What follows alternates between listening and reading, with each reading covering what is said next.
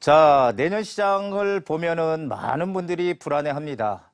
우리는요, 항상 저는 제가 23년을 넘게 지금 부동산 시장에 몸을 담고 있지만요, 제가 느끼는 건 항상 똑같습니다. 뭐냐면은, 언론의 어떤 기사들, 이런 것들에 대해서 사람들이 상당히 많이 거기에 의존을 한다는 거죠. 예, 그러다 보니까 정말 정확한 판단을 할 때 제대로 판단을 못해서 어떤 투자 타임을 놓치는 그런 분들이 많다.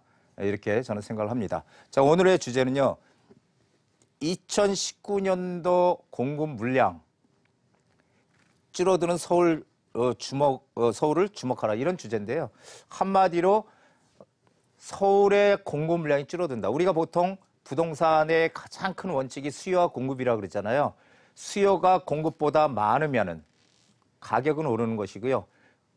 수요보다 공급이 더 많으면 가격은 떨어지는 겁니다. 이건 뭐 아주 망고의 불변이죠. 불변의 원칙이죠. 자, 오늘 여기에 대해서 우리가 한번 좀 짚어보는 시간을 준비해 봤습니다. 자, 수도권과 지방의 매매가 상승률 비교, 수도권과 지방의 양극화라는 얘기를 저는 예전부터 했는데요.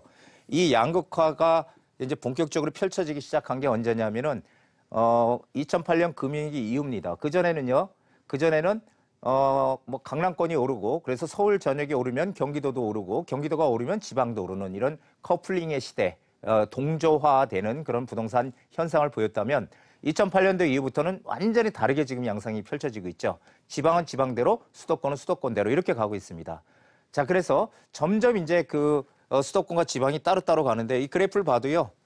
이거 2017년 1월 달부터의 올해 2018년 11월까지의 그 그래프 매매가 상승률 수도권과 지방 이렇게 보면은 지금 수도권하고 지방하고는 격차가 지금 점점 벌어지고 있죠. 이렇게 이쪽으로 가고 있고 점점 벌어지고 있습니다. 여러분들 모두 신문에 많이 나죠.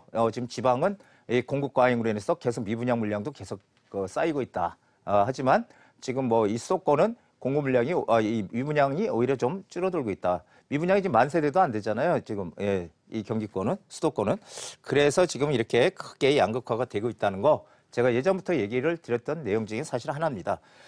지금 서울시장 그 집값 하락 본격화된다는 기사들 많이 나오죠. 내년에 좋지 않다 이런 얘기들 많이 나옵니다. 그래서 이거 뭐 강력한 규제 이런 것들 때문에 이 아무래도 지금 가장 관심의 되는 대상이 뭡니까? 서울시장이잖아요. 예, 서울시장이 가장 많이 올랐으니까 그 서울시장 여파로 또 경기권도 올랐고 하지만 지방은 침체를 여전히 면치 못하고 있죠. 그래서 역시 서울시장이 어떻게 흘러갈까 이 동향이 중요한데요. 지금 서울시장 뭐 전체적으로 안 좋은 얘기했지만 저는 그렇습니다. 늘 얘기했듯이 서울권의 공급은 역대 공급 물량을 봤을 때 항상 부족한 상황을 면치 못하고 있다는 것입니다. 그런데 또 더군다나 지금 이 공급을 할 수 있는 그런 것들이 많이 줄어들다 보니까 어떻게 돼요? 결국은 공급 부족 현상에 시달릴 것이다. 공급 부족. 그래서 내년 시장은 저는 이렇게 봅니다. 서울의 이 주택 가격은 오르는 주택 시장으로 갈 것이다. 저는 이렇게 보는데요. 그런데 여기에 제가 이렇게 써놨죠. 차별적 상승이라고 해서 차별적. 모든 지역이 서울이라고 해서 모든 지역이 다 오르는 것이 아니라 서울도 오르는 곳과 오르지 않는 것이 극명하게 대비되는 그런 시장으로 전개가 될 것이다라는 게 제 판단입니다. 자, 우리 인허가 물량을 한번 볼게요. 서울의 아파트 전체 인허가 물량.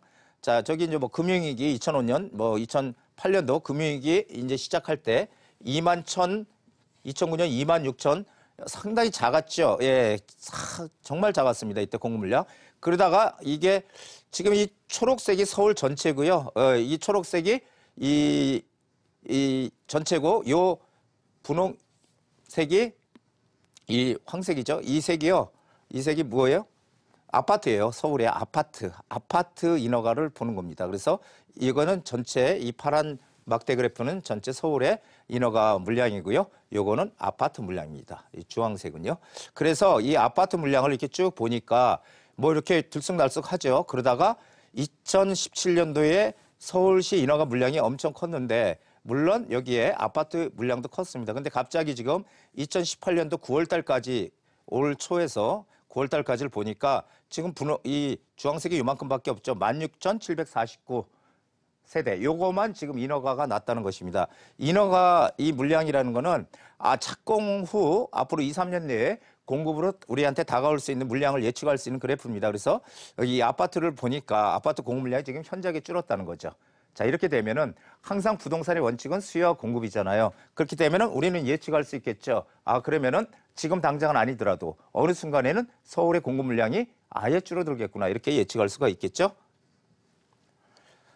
자, 그래서 지금 제가 얘기했죠. 이 시장 활성화, 2017년도 인허가 물량이 많다고 하더라도 이 시장이 막 활성화되기 시작한 4년 동안의 인허가 물량을 감안하면 높지 않은 수치고요. 그리고 서울에 지금 유일한 개발을 할 수 있는 방법은 빈 땅이 없기 때문에 있는 거 부숴서 새 거 짓는, 새 집을 짓는 재개발과 재건축밖에 없는데요.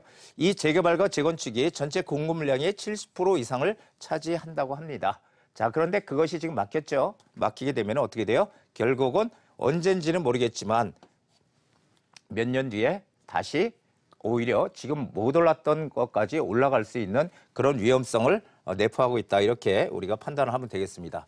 자, 내년 시장 떨어질까 오를까 올해와 같은 큰 폭의 상승은 절대 없을 거라고 저는 믿습니다. 왜냐하면 올해 너무 많이 올랐거든요. 올해 10% 이상 가격이 올라서 지금 같은 그런 과도한 상승은 사실은 우리가 막아야 되거든요. 정부의 방향도 그렇지만은 이렇게 과도하게 상승하면 이건 경제적으로 상당히 문제가 생기기 때문에 올해 같은 큰 폭의 상승은 쉽지 않다. 왜냐하면 또 경제가 지금 별로 좋지 않다고 합니다. 예, 지금. 그리고 기준금리가 또 한 번 인상이 됐습니다. 각종 규제, 부동산행 각종 규제로 인해서 지금 투자 심리가 상당히 위축되어 있거든요. 예, 상당히 위축되어 있어요. 그래서 올해 같은 그런 폭발적인 상승은 분명히 일어나지 않을 것이고요. 단지 그래도 오를 수 있는 것들은 오른다는 것입니다. 예, 오를 수 있는 것들이 어디냐가 상당히 중요하죠. 앞으로. 왜냐하면 차별화가 커지니까 그래요. 차별화가. 이 차별화가 점점 커져서 특히 이런 규제가 많은 내년 시장, 규제가 계속 유지가 되는 내년 시장은 과연 올해 투자 가치가 없는데 많이 올랐던 것 있잖아요. 투자 가치가 별로 여기는 재건축도 아니고 그런데 그냥 잘 안 오르는 아파트였는데 갑자기 전체 시장이 오르니까 따라서 올라가니까 우리가 갭 투자라고 많이 했던 것들 있죠. 이런 것들부터 문제가 생길 것이다 라고 봅니다. 하지만 그래서 입지가 떨어지는 갭 투자 지역 이런 것들이 최대의 피해자가 될 거다 저는 그렇게 생각을 해요. 우리 갭 투자는 지금 양도세 중과라든지 이런 게 없었을 때는 어느 정도 그리고 시장이 상승 추세로 막 치달을 때는 가능했던 투자의 방법이라고도 할 수 있겠습니다. 하지만 전세 끼고 전세가 높은데 무조건 투자 가치가 있든 없든 전세가가 높다는 이유로 투자해서 하는 것들은 사실은 위험한 발상이죠. 전세가가 올라가면 어떻게 돼요? 오히려 내가 나중에 내저율들이 훨씬 크잖아요. 그래서 그런 것들은 상당히 위험한데 지금 내년 시장은 완전히 차별화가 커지는 그런 시장으로 지금 바뀌어간다라는 것을 꼭 기억을 하십시오. 그래서 차별화가 커지고 그리고 규제가 강할수록요. 살아남는 것은 살아남고요. 그렇지 않은 것은 죽는다는 것입니다. 그러면은 자 살아날 수 있는 곳이 어디예요? 서울의 중심권역. 서울이 우선이지만 거기에 중심권역. 그 다음에 경기권. 그 다음에 지방 순서대로 이 흐름이 갈 것이다라는 거는 뭐 예전부터 지금이나 똑같습니다. 그리고 재건축 재개발은 이 빈 땅이 없는 도심을 개발할 수 있는 유일한 방법입니다. 우리는 여기에 포인트를 맞춰야 된다는 것이죠.